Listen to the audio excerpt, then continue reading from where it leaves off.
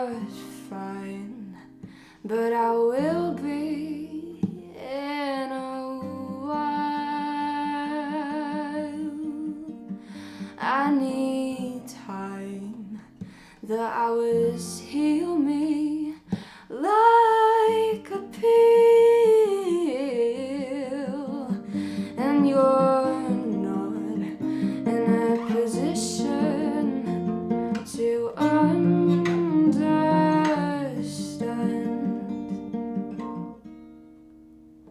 Hi, this is Nick from Music for the Head and Heart, and I am very pleased to be here with Ella Playford. Welcome to Music for the Head and Heart.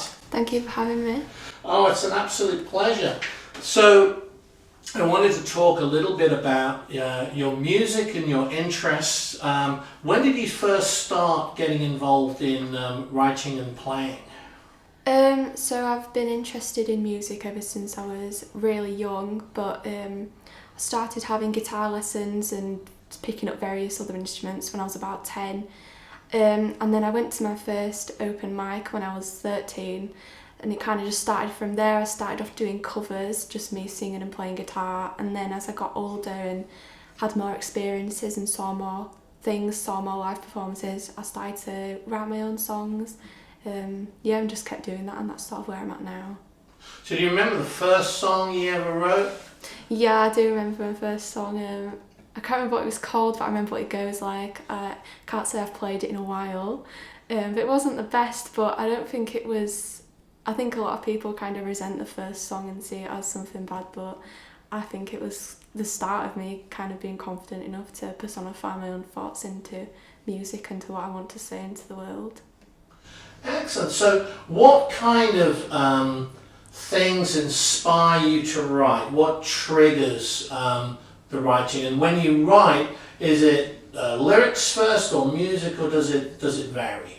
I think anything really inspires me to write. I don't ever really sit down and think, okay, next half an hour I'm going to write a song. It kind of just comes. Like, I have an endless amount of notes in my phone with lyrics and just little bits and bits of melody that I kind of just put together, so it can be anything from an experience that I've had or a conversation I've overheard or just any little bits. I normally start with lyrics, and then the melody kind of comes quite naturally, and then I'll put chords to it and I'll adjust little bits if I feel like I need to, like, ooh, like that'd sound better if it was a fifth or a third, like, but I try to keep it quite natural and sort of play it how it comes. So for anybody who's watching this, because there'll be lots of different people watching this, some will be singer-songwriters, some will be aspiring to be singer-songwriters. From your own experience, what would your top tips be for somebody who wants to write their own material?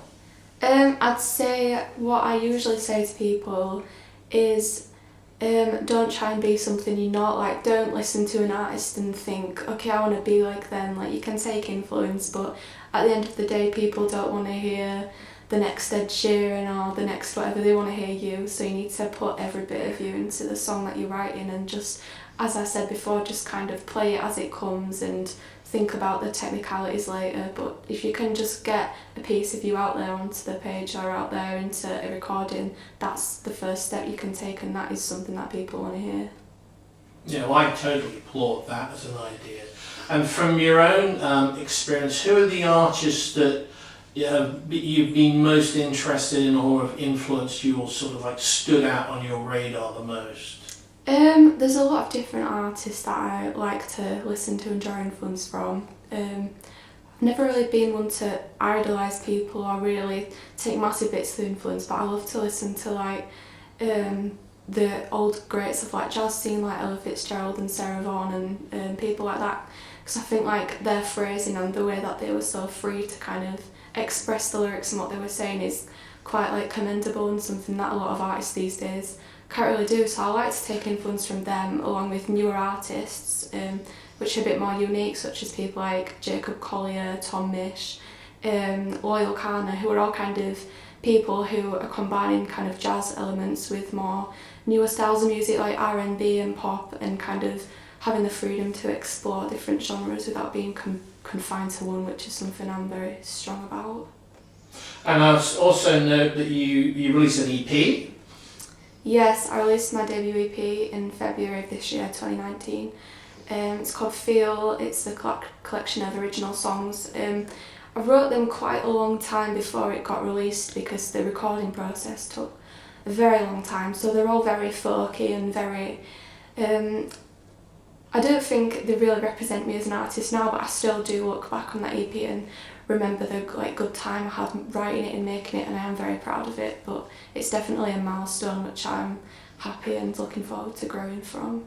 And what's in the pipeline? What do you like to do next? I'm just writing really at the moment as many songs as I can and with as many different people, because I play in a few bands, and my main band is like a combination of me and a couple of the people's writing. We have guitar, vocals, bass, drums and keys and some electronic elements as well, so that's a really great basis for me to be able to explore every kind of bit of my writing and every bit of music I'm interested in. So I'm just writing and maybe recording some stuff in the near future. I'm gigging all the time, so just kind of seeing what happens really. And from the gigs you've done, what's been one where you go, actually that was just great, and then another one where you're thinking, oh my goodness, what am I doing here? Because all the artists have huge different experiences. Yeah, I've done tons of gigs. I've been gigging for about 4 or 5 years now, and I started off doing very, very low scale, just very bottom end like gigs, so it was hardly anyone there. I can't really pick out one in particular, but I definitely have been in situations where at the time I kind of thought, what am I doing here? But looking back, I thought, well, that was that, and now I'm doing this, like everything is like relevant. So now when I do a gig, I try and think, right, what am I taking from this? Is it a good performance? Is it gaining some new listeners? But I think one gig that I really enjoyed was my EP launch, which was in April, which was at the Hyde Park Book Club. It was just a really nice atmosphere and the sound was great, and I got some really nice photos from that, and it was just a really great environment and a great experience. Great, and if people want to find out about you, what's the best place for them to find you? Yeah, so if you just type my name into any platform, any streaming service, Spotify, YouTube, Instagram, Facebook, it's just Ella Playford or Ella Playford Music. Hello, I'm Ella Playford. This first song is an original and it's called Excuses.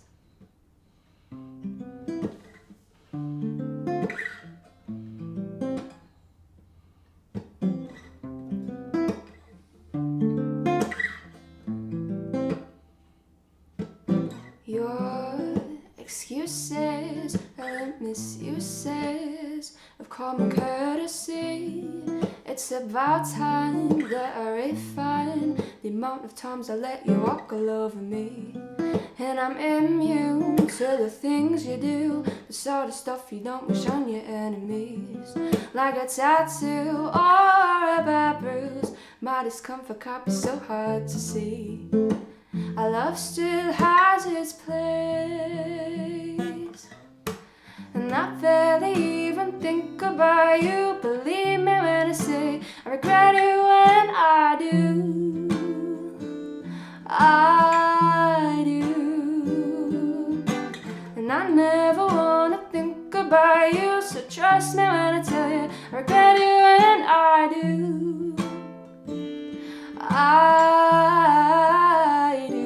I do. Oh, dun ba dun dun dun dun.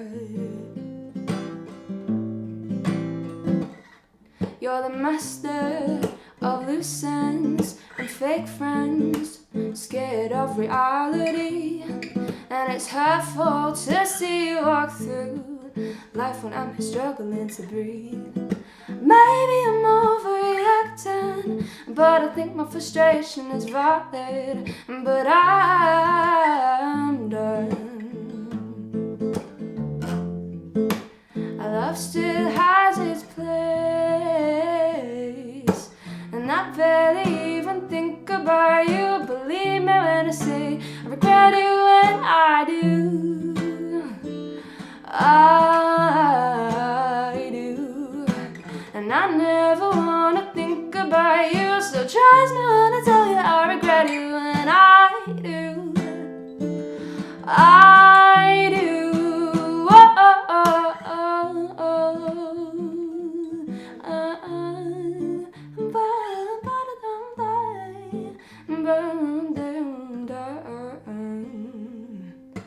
and I never wanna think about you. So trust me when I say regret it, when I do. I do. And I barely even think about you. So trust me when I say regret it, when I do. I do. I do.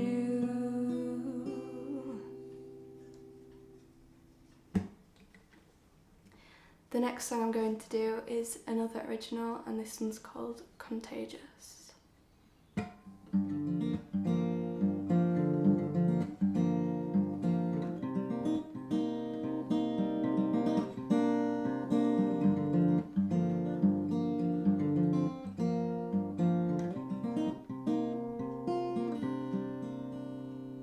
Blood on your hands, but you don't know where it's from.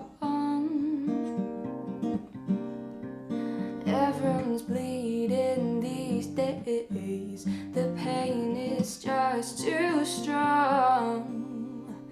Maybe broken glass is contagious. The feeling of numbness, the thought of being weightless, I crave it.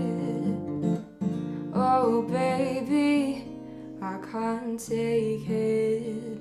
And I was too dumb to notice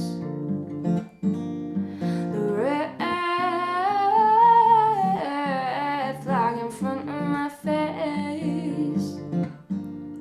You said that you could save me, but instead you drove me crazy. No, I'm not fine. I should have read the warning signs. But I should have read the warning signs.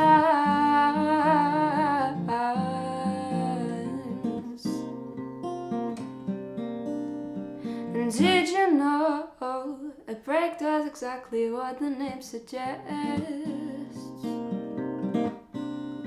And close your eyes, hold your breath and slowly count to 10. Maybe broken heart is contagious. The fear of attraction, the thought of being wanted, I crave it. Oh baby, I can't take it. And I was too dumb to notice the red flag in front of my face. You said that you could save me, but instead you drove me crazy. No, I'm not fine. I should have read the warning signs.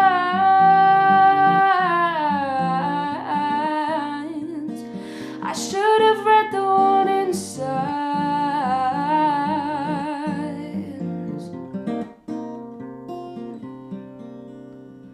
And I was too dumb to notice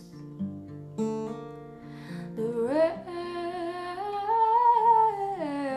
flag in front of my face. You said that you could save me, but instead you drove me crazy. I'm not fine. I should have read the warning signs. Thank you. So this is an original song. It's a bit of a newer one, and it's called Understand.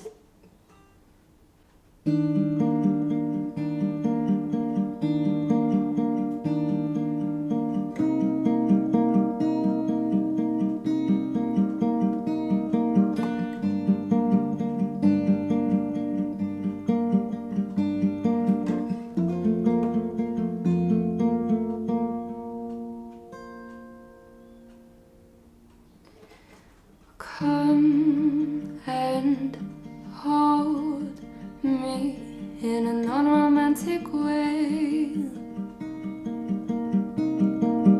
Don't let go, but don't keep me safe. Kiss me passionately, but from 3 feet away.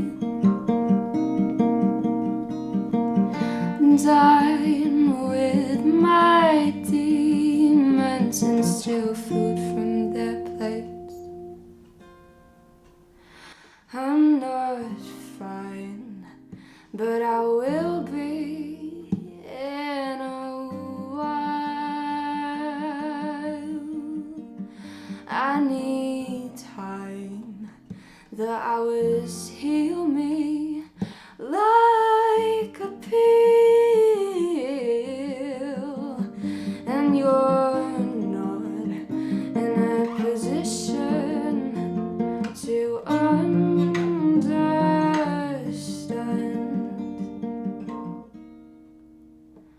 because you're not a man.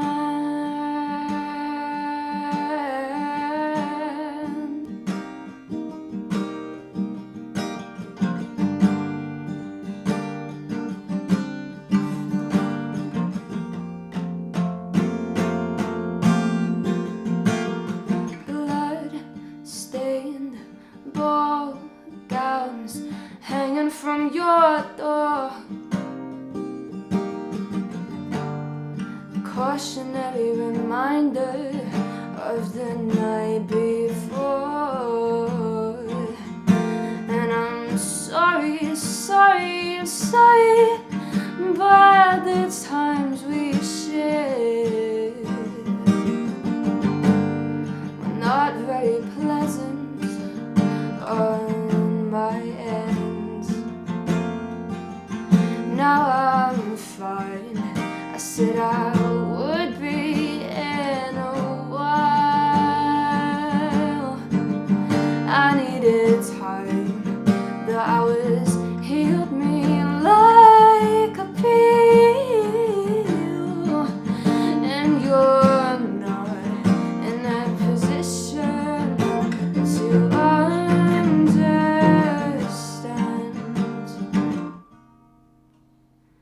because you're not a man.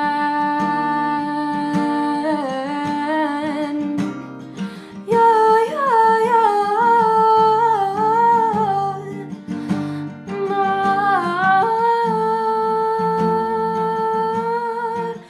Ooh.